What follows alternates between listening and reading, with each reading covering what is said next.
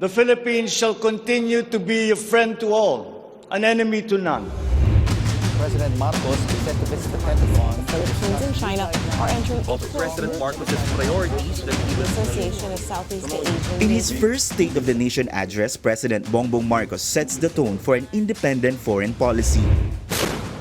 As the United States and China flex their military presence on the pretext of freedom of navigation on one hand and a historical territorial line that spans virtually the whole South China Sea on the other.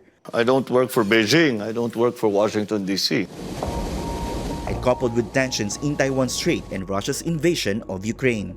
Arguably the most complicated geopolitical situation in the world right now. The term independent foreign policy is a really difficult term to define. A lot of presidents have been, trying to define that.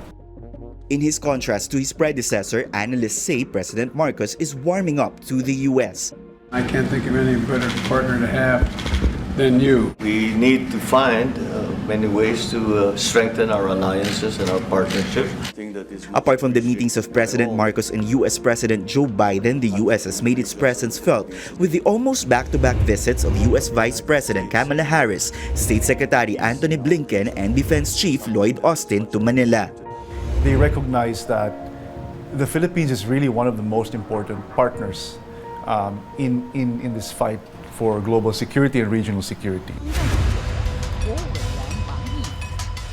You're also the first foreign leader that we receive here in China this year. To continue to promote the friendship between China and the Philippines.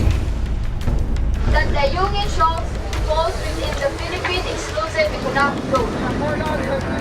China is the country's largest trading partner, but on and off encounters in the West Philippine Sea are a continuing problem. But on the other hand, you have the South China Sea dispute. So how could the Filipino public better understand the situation in South China Sea? It is normal to have differences among neighbors. Do not allow the differences to affect or even hijack our bilateral relations. Manila has filed over 90 diplomatic protests against Beijing in the Marcos administration. The Philippines and China are neighbors. You cannot move away China. You can't move away from China, right? President Marcos said the Philippines should expand cooperation with other countries and even pursue non-traditional allies in engaging the global community. Tristan Nodalo, CNN Philippines.